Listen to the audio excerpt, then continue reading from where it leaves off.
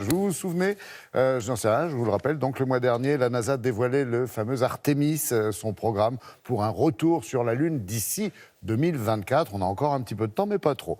Une bonne occasion, en tous les cas, pour nous de nous intéresser à la pollution de l'espace qui commence à être envahie, vous le savez, de satellites et de débris divers, aussi pollués donc que notre planète et ses océans.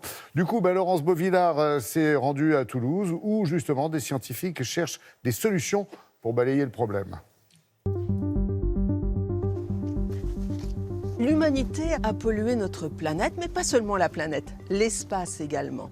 Chaque semaine, la navette spatiale internationale est obligée d'effectuer une manœuvre d'évitement pour éviter un des 22 000 débris satellitaires qui sont en orbite autour de notre planète. Et ici, à Toulouse, une équipe de chercheurs a conçu un nouveau satellite qui devrait permettre de commencer à comprendre comment faire le ménage là-haut. Qu'est-ce que c'est qu'un satellite? À la base, un satellite, c'est un objet qui tombe autour de la Terre. Mais il tombe tellement vite que la Terre se dérobe sous ses pieds et il avance, il avance, il avance et il tourne comme ça indéfiniment. Alors évidemment, ça dépend de l'altitude à laquelle il est. Plus il sera bas, plus l'atmosphère va finir par le freiner et il va finir par rentrer. Mais au-delà d'une altitude qui est d'à peu près 800 km, il n'y aura plus assez d'air pour le freiner et il va rester tourner indéfiniment autour de la Terre. C'est pour ça qu'on pense qu'il y a un problème de débris, c'est-à-dire qu'on ne peut pas envoyer de façon continue des satellites autour de la Terre sans se préoccuper à un moment ou à un autre de leur devenir final.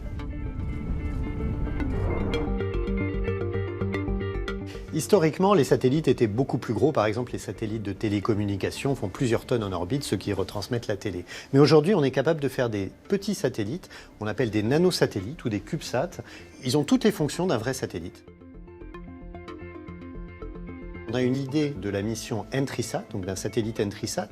C'est sa vraie taille, 30 cm x 10 cm x 10 cm, qui va se comporter comme un débris spatial et qui va nous apprendre la façon dont ces objets rentrent dans l'atmosphère de manière à mieux les comprendre et à mieux anticiper ce problème de pollution autour de la Terre.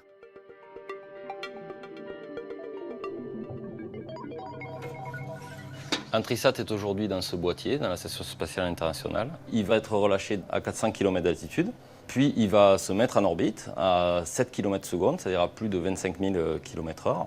Il va être freiné par l'atmosphère petit à petit et son altitude va diminuer jusqu'à à peu près 90 km d'altitude où il brûlera dans l'atmosphère.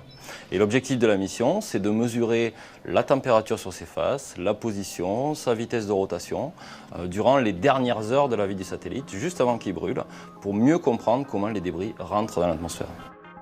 Actuellement, on n'est pas capable de prédire où les débris rentrent dans l'atmosphère, ni même avec une grande précision en combien de temps ils vont rentrer dans l'atmosphère.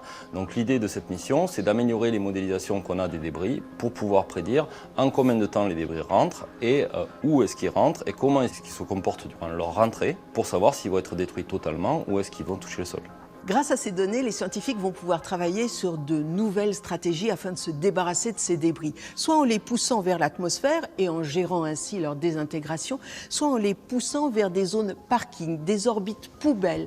Le tout, c'est qu'ils ne gênent plus les satellites qui sont aujourd'hui indispensables à notre vie moderne. Ouais, vous allez voir qu'il sera bientôt plus facile de ramasser des déchets dans l'espace à 25 000 km/h que de se pencher dans la rue pour ramasser une bouteille plastique.